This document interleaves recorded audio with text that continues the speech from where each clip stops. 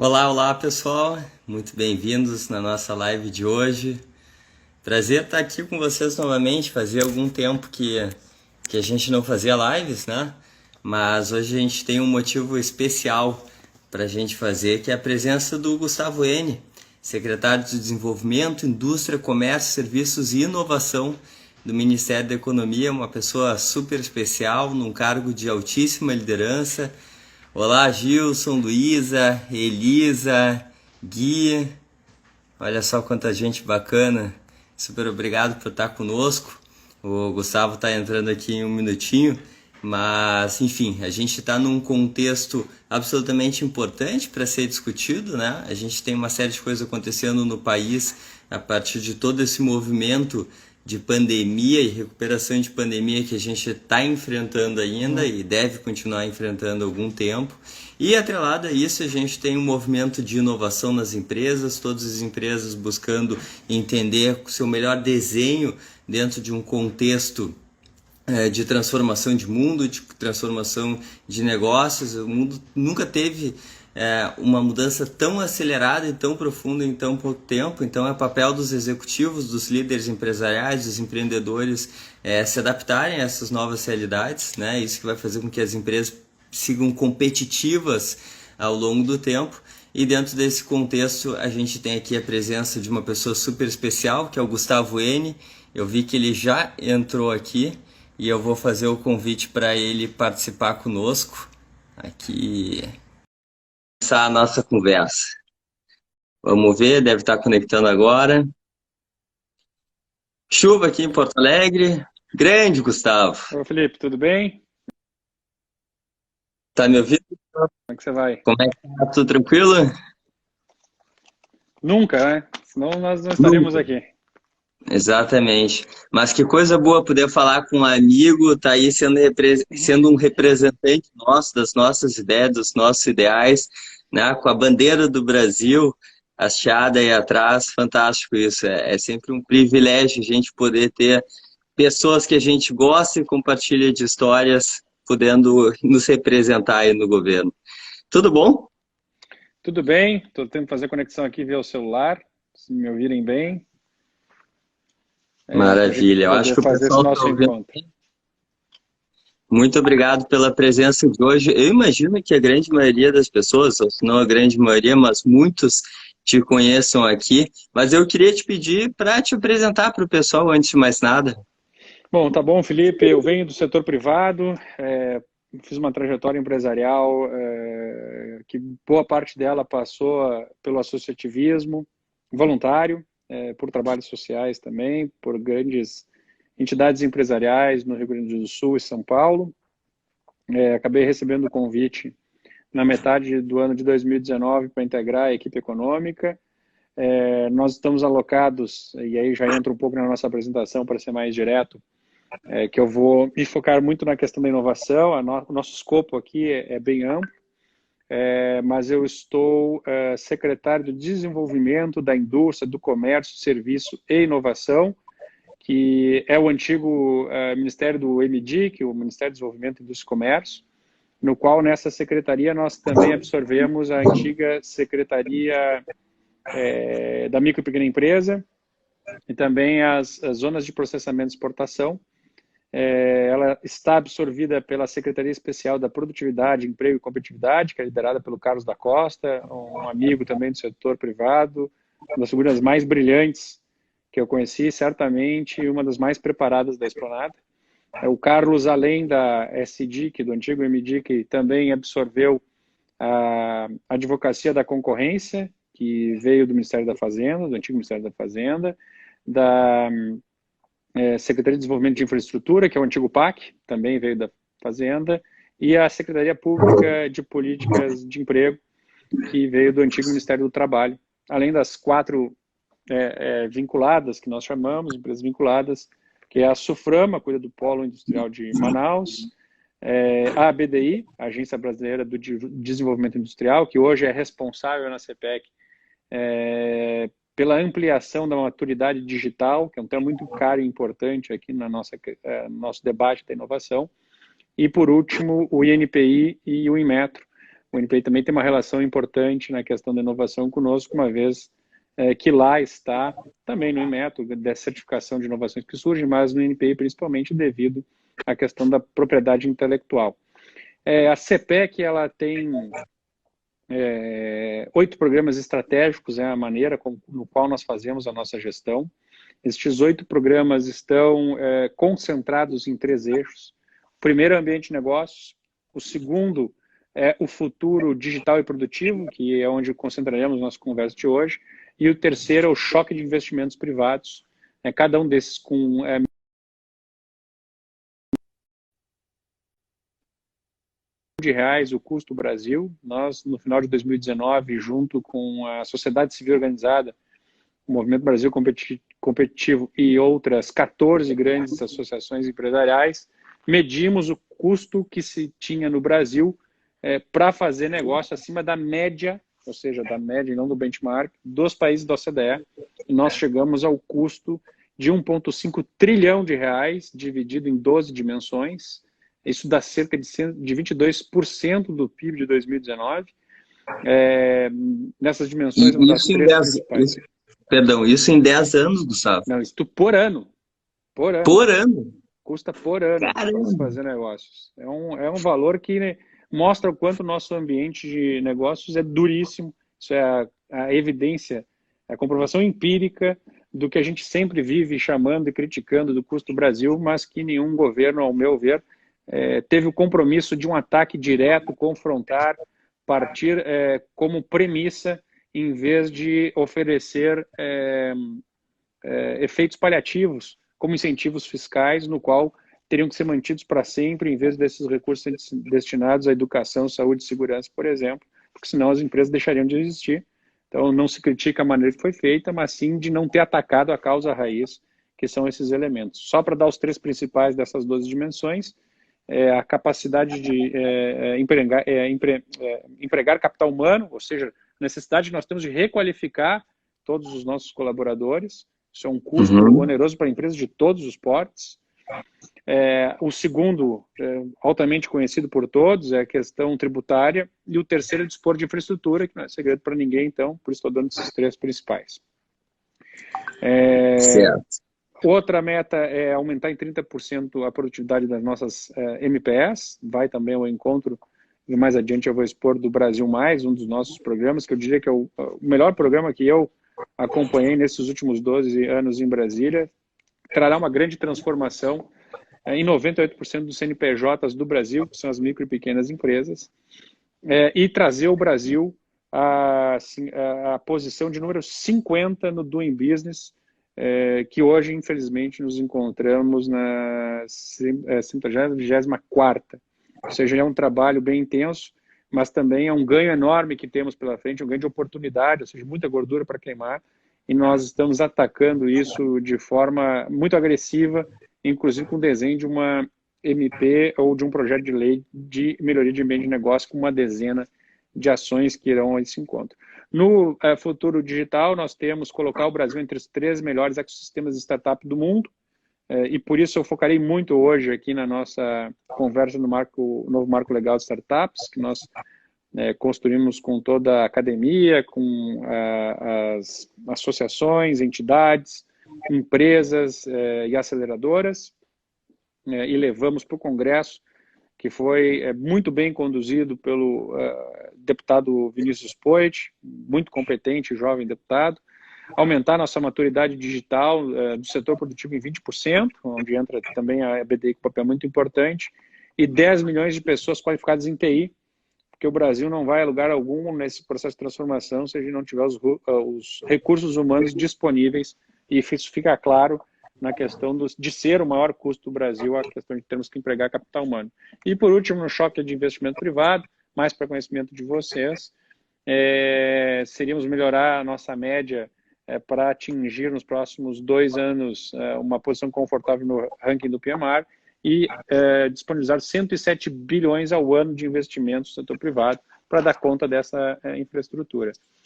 Bom, eu vou, então, concentrar. Uma pena que eu não posso apresentar para vocês aqui. Eu ia desenhar um pouco o nosso modelo de gestão através de dashboards, que nós acompanhamos todos os temas. Para vocês entenderem, durante a crise do Covid, nós recebemos mais de 3 mil pleitos propostos pela sociedade, 670 associações empresariais, e nós, através de um Business Intelligence que desenvolvemos aqui, conseguimos enquadrar tudo isso e atender na totalidade 24% e parcialmente 26% de todas as ofertas que trouxeram a nós, e que isso nos inspirou em grande parte das medidas que trouxeram o Brasil, obviamente, que sofre como todos os países do mundo dos efeitos econômicos que a crise traz, não só os sanitários na questão da saúde, mas o Brasil surpreendeu as previsões iniciais em termos de decréscimo do seu PIB, entre 4,5%, a gente acredita que poderíamos fechar até perto de 4%, quando as previsões iniciais, por exemplo, da FMI era acima de 9%. E hoje, parte desses programas estão sendo reconhecidos globalmente, inclusive uma das evidências foi o nosso presidente do Banco Central, Roberto Campos, competentíssimo presidente do Banco Central, reconhecido como o melhor do mundo. Então, eu vou focar muito agora no futuro produtivo digital, Felipe, que é a nossa grande meta aqui, desse nosso bate-papo, vamos chamar assim, e correrei bastante aqui para a gente poder, então, eximir dúvidas e aprender um pouco também, uma vez que na nossa filosofia a gente segue aqui os ensinamentos de vários pensadores liberais, mas um deles, um grande ícone, é o Friedrich Hayek, escreveu A Arrogância Fatal. Não são alguns milhares aqui em Brasília que entendem mais do que 210 milhões no Brasil e os bilhões que estão mundo afora, ou seja, a sabedoria está lá fora, a gente precisa aprender muito com ela. Então, como é que a gente pretende viabilizar esse nosso futuro produtivo digital? Aliás, Gustavo, desculpa te interromper, mas é só para fazer aqui um parênteses, a gente tem uma série de pessoas te dando ois aqui, te elogiando, e é fantástico quando a gente pode justamente fazer essa conexão entre pessoas que às vezes parece que estão tão longe por estar no cargo público e do governo federal conosco aqui. Então, pessoal, eu quero deixar super à vontade se vocês quiserem trazer perguntas. Se por acaso o Gustavo não vir por estar concentrado na fala, eu vou ser aqui representante das perguntas de vocês. E, de fato, a gente tem o Marco Legal das Startups, um projeto que está faltando, acho que 2 etapas, né? Senado e depois a assinatura do presidente para entrar no Congresso, e que reúne alguns dos movimentos, alguns dos pleitos, tanto de empreendedores quanto dos próprios investidores de startups, e que tem gerado grandes discussões, a maioria positiva, em relação aos investidores anjos, sandbox regulatório, que a gente vai explorar um pouquinho o que é, stock options, a questão da possível vantagem competitiva em licitações, ou seja, uma série de contextos que esse projeto amarra. E até depois eu vou perguntar para ti, eu acho que tu até respondeste na tua largada, mas sobre a questão que talvez tenha sido a pauta que alguns consideraram que faltou, que é a questão justamente da carga tributária, né, de não ter nenhuma facilitação. Então, por favor, ninguém melhor do que tu para falar sobre tudo isso, Gustavo.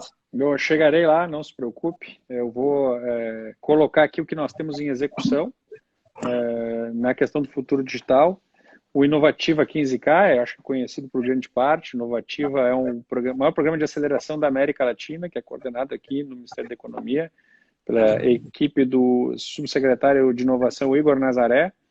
Tem um grande time, né, para mim um dos melhores da Esplanada inteira. É um time jovem, todos abaixo de 40 anos, pequeno time para grandes entregas. O nosso desafio foi pensar o tamanho do Brasil. Era um programa que até hoje, nesses 3 anos, indo para o seu quarto, atingiu 2.500 empresas, e nós demos uma meta mais agressiva, chegarmos a 15 mil empresas nos próximos 4 anos, o que será, obviamente, alavancado pela questão do novo Marco Legal de Startups, uma vez que, segundo a B Startups, o nosso universo hoje estaria em torno de 13 mil, e com o nosso Marco Legal, então, é a história do ovo da galinha, então a gente resolveu ir atrás da galinha, vamos botar todos esses ovos para que sejam atendidos.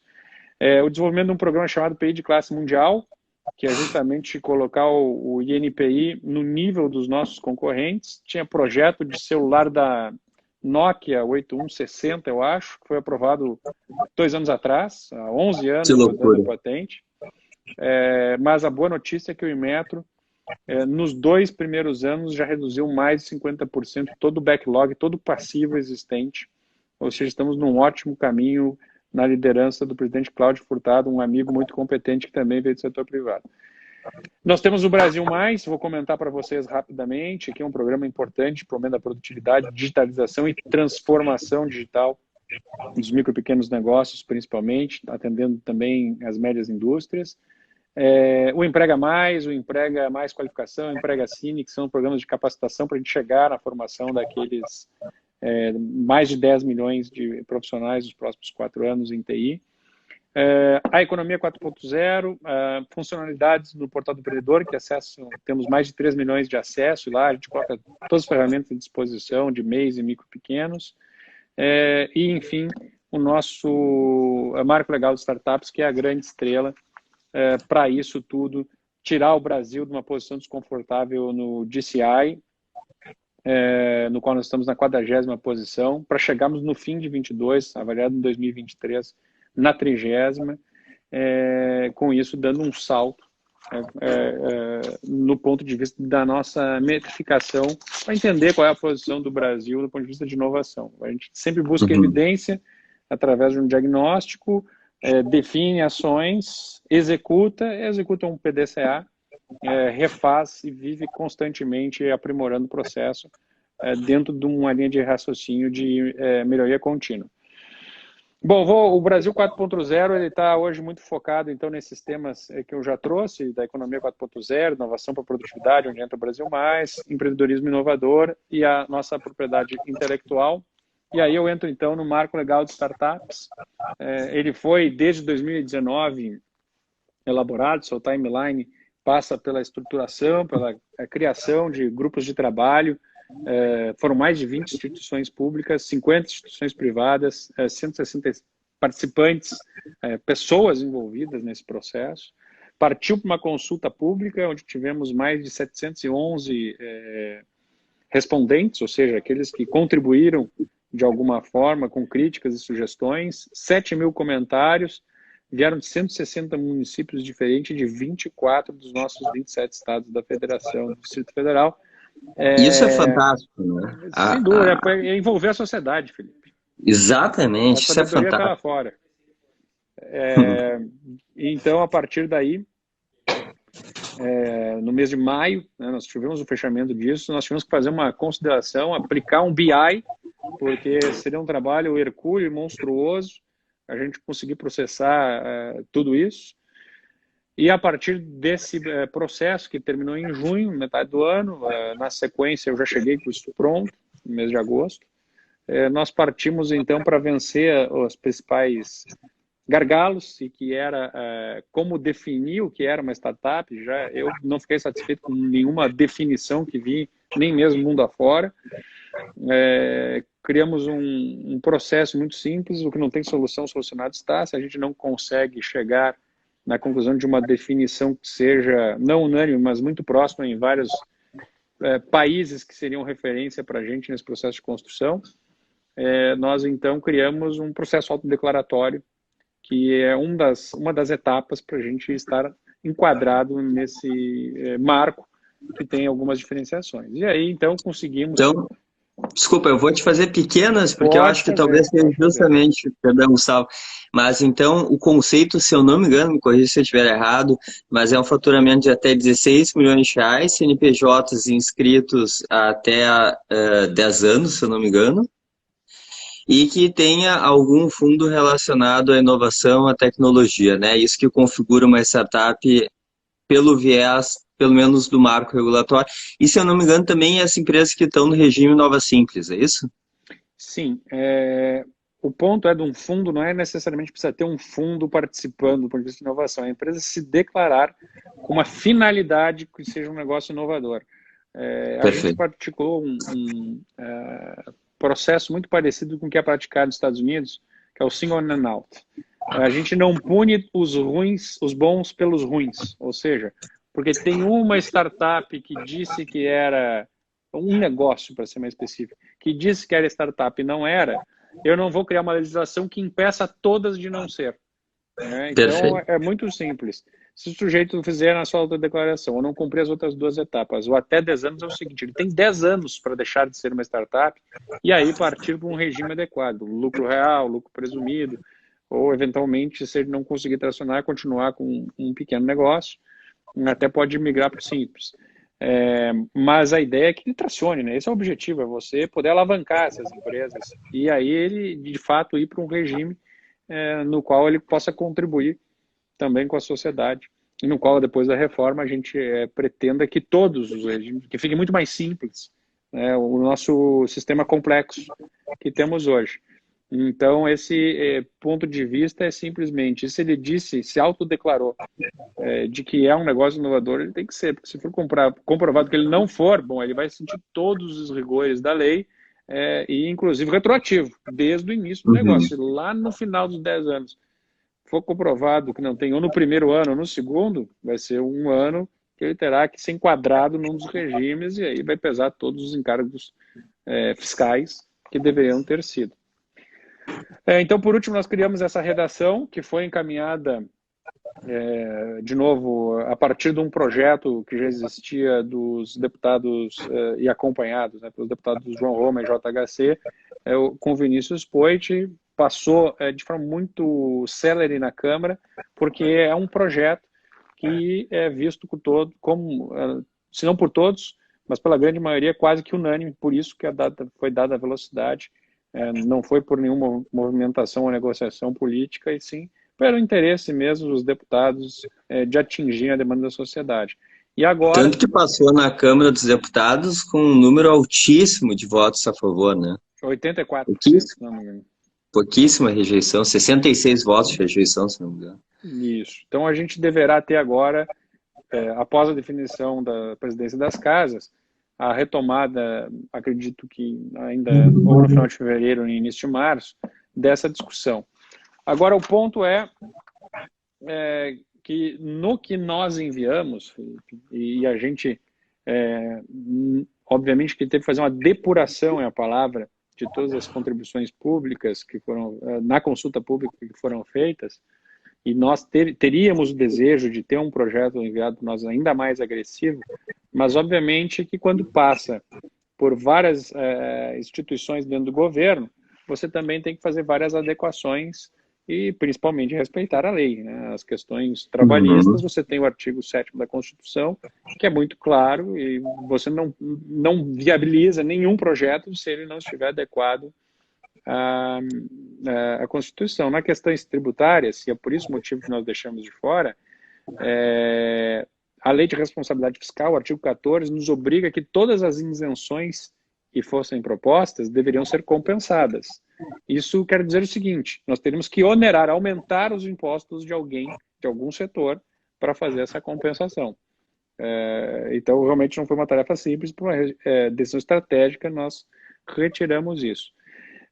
Nós desenhamos o marco dentro de uma lógica também de 3 eixos, né, de ambiente de negócios, né, deixar mais fácil, não só para o investido, mas para o investidor, que tivesse essa facilitação de investimentos, e também a atuação do Estado na questão que você já trouxe também de tornar viável a participação de startups, de negócios menores, na disputa, por exemplo, trazendo uma solução inovadora para um problema. A fila do INSS, os processos do INSS trouxessem uma solução inovadora, ele poderia ter aí um sandbox 6 meses da contratação para essa solução, e aí, a partir desse momento, partir para um processo de licitação normal. Na questão da participação de investimento... Perdão, o sandbox, eu acho que o sandbox regulatório que a gente fala, né, que na verdade nada mais é do que uma regulação especial em relação a órgãos como Anvisa, como a Anatel, talvez existam outras agências também regulatórias que, na verdade, abaixa os níveis de rigor justamente para startup. Não sei se é essa a melhor expressão, mas talvez seja, né? Eu daria o melhor exemplo que eu acho que a gente pode dividir, é o que eu sempre traduzi aqui para o nosso time e para os outros órgãos de governo que a gente interagiu, é o seguinte: pensa no carro autônomo. Não há previsão na legislação você ter um carro em que não tem um condutor. Então, no estado da Califórnia, foi desenvolvido um sandbox regulatório onde pôde ser desenvolvida a tecnologia do veículo autônomo. Esse é um bom exemplo de várias outras aqui, aplicações que poderão surgir, que nós ainda não conhecemos, mas ele tem que prever essa possibilidade para a gente não ficar limitado pela nossa legislação. Ele tem que ter agilidade, que é um dos pilares fundamentais para a gente conseguir desenvolver um ambiente pró-inovação. Mas, de novo, então, no ambiente de negócios, a gente precisou trabalhar a questão da flexibilização de gestão, então nós passamos para a redução da burocracia das SAs, para facilitar a participação de investidores,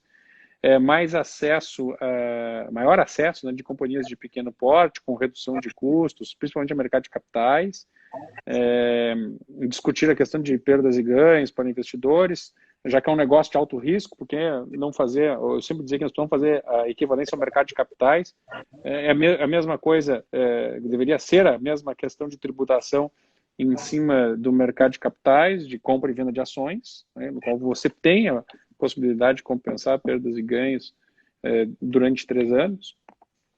Segurança jurídica, né, para a gente poder justamente dar ao investidor, e óbvio que isso dá facilidade para os investidos para a questão das stock options, né, e a participação também de colaboradores de se envolver nesse processo. E também, acho que posso citar aqui, a modernização em relação do próprio sistema de gestão público que está acontecendo lá na Secretaria do Caio Andrade, Caio Paes de Andrade, de desburocratização e governo digital, também a participação de maior oferta de soluções inovadoras de startups na digitalização do próprio governo. Isso vem caminhando, mas hoje via o SERPRO, que também terá suas limitações, né, e precisará de braço para que a gente consiga, então, acompanhar esse processo que a gente acredita que será exponencial na nossa economia, uma vez que o brasileiro também tem o sangue muito empreendedor e muito criativo. Sem dúvida. Deixa eu trazer uma questão aqui que eu acho que o público que está ouvindo ouviu as palavras do Gustavo e queria somente depurar para talvez por próprio investidor que está vendo, o próprio investidor em startup ou o próprio empreendedor que está aqui, né? Quer dizer, a gente tem um contexto que ajuda o investidor anjo a investir na startup, porque ele passa a ter, talvez aí fazendo uma analogia, como se fosse um investimento em bolsa de valores. Ele compra uma ação, mas ele não está, por ser o sócio daquele negócio, ele não tem uma responsabilidade de gestão, né? Ele não fica exposto, por exemplo, a um risco trabalhista que por acaso a startup venha a sofrer com algum funcionário ou coisa parecida.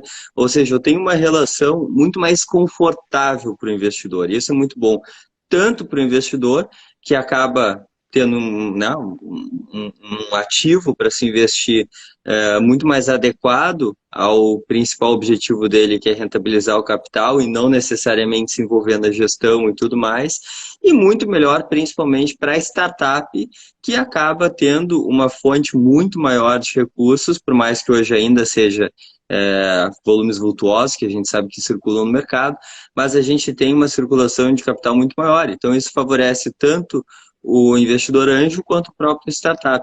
E a questão do stock option, que o Gustavo comentou, também é fantástico, e daí trazendo uma alusão um pouquinho maior ao próprio colaborador, né, que está trabalhando na startup. A gente sabe o quanto que o espírito empreendedor, o quanto que empreendedorismo é algo realmente importante dentro de um contexto desbravador como esse. Então, e como, na verdade, as startups também elas nascem pequenas. Então, aqui a gente tem um contexto de daqui a pouco o empreendedor da startup poder pagar um pouquinho menos de salário para aquele colaborador, mas dando para ele uma opção de compra das ações. Ou seja, se o colaborador estiver lá por mais tempo, desempenhando bem, etc., ele passa a se tornar sócio da empresa. Então, tu engaja aquele colaborador dentro de um formato de empresa pequena, porém com um nível de alinhamento de interesse e empreendedorismo muito maior do que se não houvesse isso, né? Essa é mais ou menos a lógica, né, Gustavo? É isso. Não, e sem dúvida. Agora é importante entender também, você tocou num ponto, na nossa visão aqui, que nós sempre compartilhamos, A gente acredita que o negócio startup, ele, como quase toda a regra, que é exatamente o universo que nós temos hoje, dos 98% do CNPJ sendo de micro e pequenas empresas, elas já nascerem enquadradas provavelmente no Simples. Obviamente que a gente tinha a questão das SAs, então são alguns elementos que a gente também pode amadurecer ainda mais a discussão no Congresso. Felipe, que é muito importante que aqueles que nos assistem entendam, um projeto de lei, quando está no Congresso, o Congresso é soberano, é a casa do povo. Então, ele pode ser passível, o governo sabe como entra, mas nunca sabe como sai. Então, ele é passível de várias transformações, vamos dizer, que podem ser para o lado positivo ou negativo. Lado positivo, que podem contribuir mais, né, e tornar o projeto ainda melhor, ou pior, ou muitas vezes inviável. Alguns elementos, por exemplo, que alguém coloque a questão de uma diferenciação do ponto de vista tributário, não vai andar, porque, de novo, ele teria que apresentar uma compensação segundo a lei de responsabilidade fiscal. E essa é a maior dificuldade que se tem hoje. De novo, não existe mais espaço para aumentar a carga de ninguém. E esse é um governo que, inclusive, tem o viés de não aumentar os impostos, então seria impraticável, provavelmente iria a veto. Então, existe um trabalho agora do governo, principalmente, com essas alterações ou sugestões que forem feitas, ou com a manutenção dele, a gente conseguir um projeto que melhore o nosso ambiente. Talvez não seja o ideal, mas que já seja um avanço. Para quando o Brasil tiver, talvez, num momento melhor, do ponto de vista fiscal ou de endividamento em relação ao PIB mais favorável, o que foi agravado de forma extremamente agressiva nessa crise do Covid-19, a gente saltou dos 75% para, vai dar um pouco mais de 90%, talvez, uma situação num outro momento que favoreça esses outros tipos de ação. Sem dúvida. E hoje o marco regulatório, então, ele já passou pela Câmara dos Deputados, né? Se não me engano, foi pelo meio do mês passado. E agora, então, falta reabrir o Senado para que ele entre em votação, o Senado dando o ok ou então criando algum tipo de emenda ao projeto, mas se tiver tudo ok, vai para a assinatura do presidente e a partir daí começa a ser válido, né, dentro do nosso mercado. É por aí? Isso. Agora, antes da votação, vem, na verdade, os debates internos no Senado, com a comissão. Pode ser consultada a comissão também da Câmara, que trabalhou no projeto, na iniciação do projeto. Ele é votado, ele, se mal me engano, retorna para a Câmara, e aí vai para sanção ou veto do presidente, dependendo das condições que ele chegar. Quer dizer, se ele for alterado, né? Se não houver, aqui só refazendo, se ele não for alterado, mas de novo, eu acho muito difícil que isso aconteça. É natural, é do processo político, então por isso que a regra é essa. Se não for alterado, né, se acontecer digamos, uma ação excepcional e o programa passar do jeito que está, aí não existe necessidade de voltar para a Câmara, ele já sai do Senado direto para a sanção ao veto. Perfeito, maravilha. Eu não sei qual é o nome inteiro aqui, mas está perguntando se é possível saber qual é o segmento que é o maior número de startups. Eu acredito que não. Ou até, talvez exista algum tipo de radar, né? Como, por exemplo, da Associação Brasileira das Startups, que a gente possa ver isso, mas o que a gente percebe, independente dos segmentos, é o quanto que esse tipo de empresa está gerando cada vez mais impacto, quanto que esse tipo de empresa responde ainda mais aos anseios da geração milênio, que hoje é 80% da força de trabalho do Brasil. O Brasil tem uma característica que a gente tem a grande maioria das empresas sendo lideradas por baby boomers e com a grande maioria dos colaboradores da geração milênio, né? Então, muitas vezes tu tem um sistema de gestão diferente daquilo que, de fato, o colaborador busca como pessoa, como profissional. E aqui as startups tem toda essa conexão, né, por normalmente serem inclusive empreendidas por pessoas um pouco mais jovens, o que logicamente favorece o próprio sucesso do negócio, a felicidade do colaborador e logicamente isso gera uma cadeia positiva que acaba gerando impacto no mercado. A gente sabe que as startups de fora, principalmente Vale do Silício, China, elas estão num grau de maturidade maior, mas para chegar lá, elas precisaram contar tanto com uma curva de amadurecimento, quanto com uma série de contribuições, como, por exemplo, o marco das startups está justamente provendo, né, ou que provê aí para o pessoal empreendedor. Eu me lembro que tive uma reunião, estava com uma empreiteira brasileira e nós fomos à prefeitura de São Francisco entender alguns projetos relacionados ao Hyperloop naquele momento. E daí a gente começou a falar sobre inovação e eles falaram justamente sobre a questão do sandbox regulatório. Foi a primeira vez que eu ouvi falar disso, mas justamente é um conjunto de regras que eles facilitavam dentro da cidade. Então, ali tinha uma modelagem um pouco diferente, né? Mas que justamente para fazer com que as pessoas pudessem ter aquele como ambiente de teste e que as empresas pudessem ter um pouco mais liberdade de gerar inovação, até porque quando a gente fala de disruptivos, nada mais significa do que algo que não tinha sido pensado antes, ou seja, não tem como ter uma regulação correta. Então, dentro desse contexto, é super bom a gente ver pessoas, e aqui eu vou expor, logicamente, uma posição política, mas um governo liberal, pessoas de mercado, pessoas que vêm da iniciativa privada, ou então como representantes dessa classe dentro do governo. Eu não lembro, Gustavo, e imagino que não tenha tido nenhum governo na história, principalmente pelo menos nos últimos 100 anos, que tivesse uma quantidade de profissionais assim como tu fazendo parte do governo, né, do time do governo. Assim, esse é um governo que tem sido muito parceiro da sociedade, Felipe. Eu não diria que é só do setor produtivo, né? Ele é muito focado no cidadão. Uhum. Aqui a gente também distribuiu por todas as salas dos nossos colaboradores a máxima de que o que nós fizemos hoje para melhorar a vida do cidadão. Então, essa é a nossa máxima. A gente dispensa aqui também todos os protocolos, tratamentos de senhor, doutor, secretário. Eu levei 4 meses para conseguir implementar essa cultura. Eu não respondia, simplesmente as pessoas ficavam repetindo. Eu disse, não, se você chamar o meu nome, eu acho que eu vou responder você. Então, foi um movimento muito bacana. Eu sempre tenho dito publicamente que nós temos um quadro de colaboradores muito competente.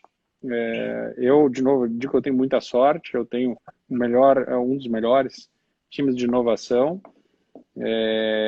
A gente tem um grande parceiro, um ministério irmão, que é o Ministério das Ciências, Tecnologia e Inovação, o MCTI. Fazemos diversos projetos em conjunto e temos vários compromissos, que eu chamo a nossa parte cartorial, aqui as nossas obrigações, que vêm de governos passados, de projetos de lei que nós temos que executar, e fazemos isso em conjunto, de forma muito harmoniosa, obviamente, eles também têm inovação no nome, mas nós temos escopos complementares. O nosso foco aqui é o recurso ser bem utilizado dentro da empresa, para a empresa gerar inovação com foco no cidadão. A gente usa aqui muito conceito americano, que mais de 90%, se não me engano, 94% dos recursos até públicos são direcionados para dentro das empresas. E aqui no Brasil, a gente, durante muitos anos, direcionou muito para dentro da academia, onde são mais de 86% dos recursos, se não me engano, e que, nosso entender, é importante, gera pesquisa, desenvolvimento e tecnologia, mas no nosso modelo, a inovação ela é a geradora de melhores e maiores notas fiscais, ou seja, é agregação de valor, é dar solução para o cidadão. Não me importa se eu preciso desenvolver ou esperar para desenvolver a tecnologia de georreferenciamento, tecnologia de novos modelos de meios de pagamento. Eu posso pegar tudo isso que já está disponível e criar inovação a partir daí, a partir dessas tecnologias. Claro, lembrando que é muito importante a gente desenvolver tecnologia, mas também que ele não precisa aguardar esse desenvolvimento, a gente pode já buscar o que tem à disposição, que é o que acontece aqui no Brasil, e por isso que a gente tem um número cada vez maior de unicórnios também, já estamos colocando numa posição muito favorável. Exatamente. Eu vou aproveitar porque a gente, empresário, a gente tem que vender o nosso peixe, mas a gente tem muito orgulho, como Beta House, de atender a 99, que foi o primeiro unicórnio brasileiro. E é absolutamente fantástico o movimento que essas empresas trazem de tecnologia, de conhecimento, e inclusive corroborando com uma meta de vocês, que é aumentar o número de pessoas com capacidade de tecnologia, né? Um papel que também está sendo desempenhado pelo privado. Eu acho que o governo ele pensa assim, né? Quanto melhor essa interação, melhor. Eu vou te fazer uma última pergunta, pode ser, Gustavo?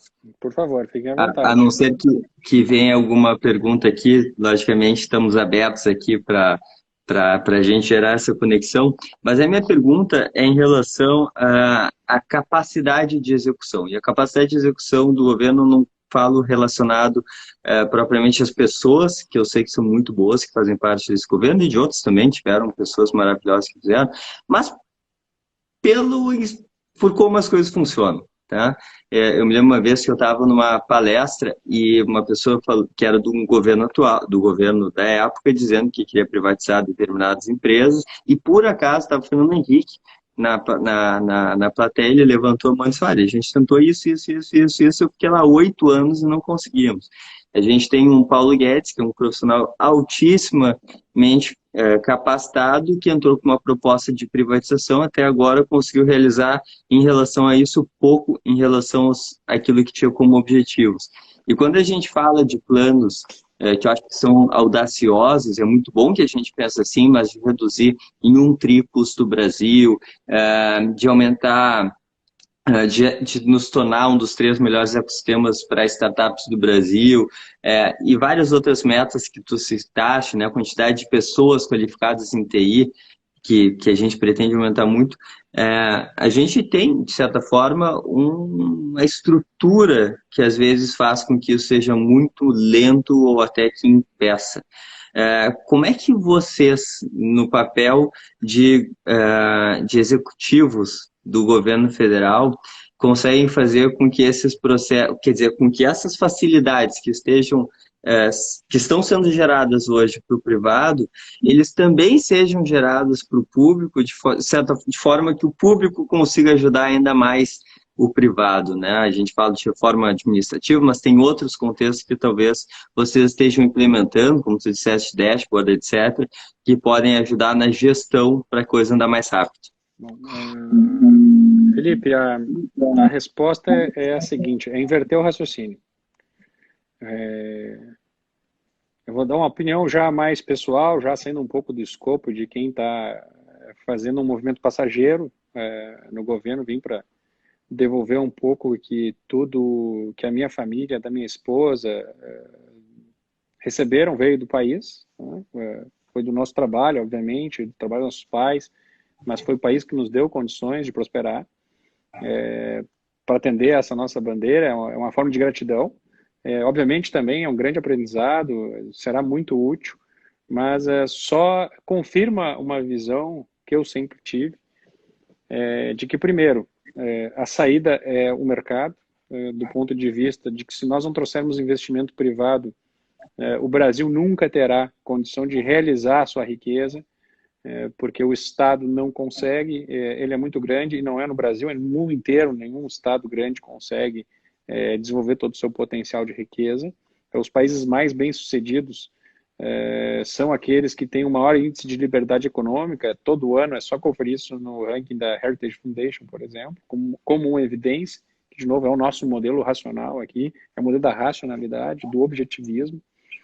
E respondendo então, já que da mesma forma só os investimentos privados podem tornar o país mais próspero e liberar esses recursos, essas riquezas que a gente tem, aí sim, se for a decisão aplicar numa condição social melhor para a sua população, de novo, em vez de você parar de dar subsídio para empresas sobreviverem porque o custo do Brasil é muito alto, em vez de acabar com o custo do Brasil para que elas sobrevivam, para que possa acabar com esse subsídio e ele ser transferido para educação, saúde e segurança, só tem uma forma, é a sociedade atuar.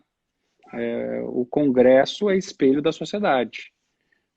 Então, a verdade, o Edmund Burke já dizia, é um filósofo escocês, tem uma frase que eu gosto muito: para que o mal prevaleça, basta que os bons não façam nada. Ou seja, se não participar do processo, você será liderado por alguém que talvez você nem gostaria que estivesse à frente do processo. Na política não existe vácuo. O lugar, se estiver livre, vai ser ocupado. E geralmente ou é para alguém que a gente não gostaria que ocupasse por não ter o preparo, ou não ter filosofia, ou enfim, não ter o objetivo de fazer entrega para a sociedade, sim, de ter ganho político, mas não importa. O que importa é que a sociedade faça o seu exercício de cidadania, que é justamente buscar aquilo que ela quer. Se o entendimento da sociedade é que passe a reforma tributária, é que passe o marco legal de startups, que a gente tenha um país mais voltado para a inovação, que a gente tenha uma reforma administrativa, não é para punir o servidor, é para premiar os bons. E, obviamente, abrir espaço para punir os ruins. O serviço público é que nem todas as empresas. Eu sempre tive nas minhas empresas ótimos colaboradores, médios colaboradores e ruins. Tinha uma diferença. Os ruins eu podia substituir por outros, né? Ou por tentativa e erro, ou por melhorar o meu processo de escolha e que tornasse ele mais efetivo numa nova decisão. Mas todos os outros, como foi dito agora recentemente, eu vejo muita cobrança. Não, o Congresso não recebeu o projeto do Executivo, ou o governo não faz nada, o governo não acelera as privatizações, o governo não acelera as reformas. Não, o ministro Paulo Guedes falou antes, então olha a lista aqui, 20 projetos que atacam, por exemplo, o custo do Brasil: reforma tributária, administrativa, PL das ferrovias, PL das PPPs e concessões, PL do marco legal do setor da energia elétrica. PL que não acaba mais, tem mais de 20. Se todos fossem votados, tenho certeza que o custo do Brasil despencaria de forma muito ágil. É o que o presidente Bolsonaro sempre dizia: nós temos que tirar o Estado de cima do cangote do empreendedor. A gente tem que liberar as pessoas para empreenderem, para que gerem trabalho, para que gerem renda. O melhor programa social que existe é o emprego. Mas a sociedade tem que atuar dessa forma. É muito mais simples para a gente, dadas as nossas heranças, na época da colonização, do Império, do Estado Novo, da República, etc, etc, etc, seguir um modelo da gente achar um responsável. É muito fácil você olhar para o executivo, porque geralmente ele tem um presidente da República que tem nome e rosto, um governador que tem nome e rosto, e um prefeito que tem nome e rosto. Mas ninguém olha para os mais de 30 vereadores, ou dependendo do tamanho do município, para os mais de 50 ou 60 ou 70 deputados, dependendo do estado, e ninguém olha para o rosto dos 513 deputados e 81 senadores, porque realmente são muitos rostos e muitos nomes. Mas é aí que a gente tem que atuar. A gente tem que, na verdade, atuar todos juntos. O executivo tem que colaborar na discussão desses processos e dar respostas ágeis ao Congresso. O Congresso tem que tramitar de forma ágil e acelerar as discussões. E a sociedade tem que cobrar dos dois. E o judiciário, em todo momento que for envolvido, tem que estar participando. Então só tem uma saída. É um movimento de união. A maior reforma que a sociedade brasileira pode fazer é melhorar a vida do cidadão, transformando esse custo do Brasil, acabando com isso. Se fizer isso, o trabalho fica mais fácil, as empresas têm mais facilidade para empreender e concorrer fora. A gente pode conquistar o mundo. Então só depende, no final das contas, da sociedade. Não é o que o público pode fazer pelo privado, é o que o privado pode fazer com o público. Por isso que a gente definiu aqui um programa chamado Programa da Melhoria da Contínua da Competitividade, que é onde está incluído o custo do Brasil. Então a gente metrificou e a gente elaborou um canal, que na verdade é um CRM, onde aqui nós recebemos todas as contribuições do setor produtivo, todos legítimos, como era a nossa obrigação, mas eu sempre dizia, vem cá, vocês fazem isso há 20 anos. Como é que você lembra o sujeito que vem aqui todo ano e fala da reforma tributária para você, que precisa fazer, que os impostos são altos, etc, etc? Onde é que você anota? Eu tenho uma memória aqui, eu tenho um e-mail, eu tenho... Então não tem CRM nenhum. Agora nós temos um canal onde a gente aciona todos os órgãos competentes para aquele problema e nós damos feedback. Nós dizemos o estágio que está, a evolução que teve, a sua conclusão ou simplesmente a sua recusa. Também faz parte do processo democrático. Então, esse é o legado que a gente deixa aqui para que isso seja continuado, que blinde os nossos servidores também de eventuais interferências políticas que possam vir a acontecer novamente, como já aconteceu no passado, e que as decisões fiquem cada vez mais técnicas. Então, esse é o nosso propósito aqui e que a gente espera concluir em breve e tornar a vida do cidadão cada vez melhor, principalmente para o futuro. Esse é o nosso objetivo aqui e espero que a gente conclua essa missão de forma bem sucedida. Maravilha, Gustavo. Eu quero te agradecer muitíssimo. Eu quero agradecer. Tiveram vários comentários que vieram, vários te cumprimentando, agradecendo pelo teu papel. Fabrícia Krupp aqui, bom vê-la também conosco. Uma série de pessoas. Essa não vale, é suspeita porque é minha esposa.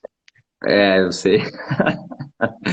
Aqui a Camila pediu para explicar rapidamente o que a Beta House faz. A Beta House é uma empresa que ajuda negócios tradicionais a se adaptarem a essas novas realidades através de inovação, transformação digital, desenvolvimento de lideranças para realmente lidar com esses novos contextos. Se por acaso quiser conversar, tem o direct, tem o Instagram da Beta House, fica super à vontade, vai ser um prazer conversar contigo. De qualquer forma, vários amigos que tiveram com a gente aqui hoje, que eu queria deixar um abraço muito grande, familiares, amigos, colegas de trabalho, Cíntia Requena, Tati Melza, Elisa, uma série de pessoas aqui, conhecidos nossos, nos enaltecendo e principalmente pelo contexto que você está inserido e que eu acho que é um orgulho muito grande e uma felicidade muito grande para nós saber que tem gente tão competente, tão séria, tão trabalhadora, tocando questões tão importantes para nós. Então, Gustavo, muitíssimo obrigado e eu queria passar a bola para ti dar o último recado aqui para o pessoal. Só agradecer, Felipe, pela oportunidade de estar aqui com vocês, pela audiência.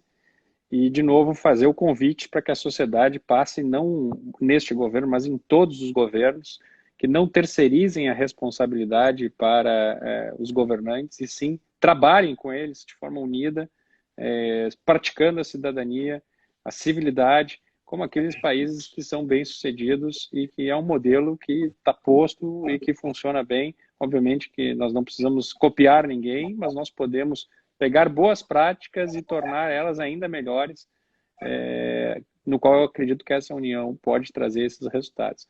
Então, muito obrigado a todos que participaram, que dedicaram seu tempo. Nós estamos aqui à disposição 24/7, sempre com o intuito de tornar a vida do cidadão melhor. Uma ótima semana, saúde para todos e seus familiares e fiquem com Deus. Obrigado. Muito obrigado, Gustavo. Eu tenho certeza que essa turma, principalmente sendo representada pelas pessoas que estão aqui, vão fazer um belo papel, porque eu acredito muito no povo brasileiro e ainda tendo essa forcinha do governo federal, a gente vai longe. Pode ter certeza disso. Obrigado, pessoal. Um abraço. Ficamos em contato. Gustavo, parabéns pelo trabalho. Um abraço a todos. Até mais.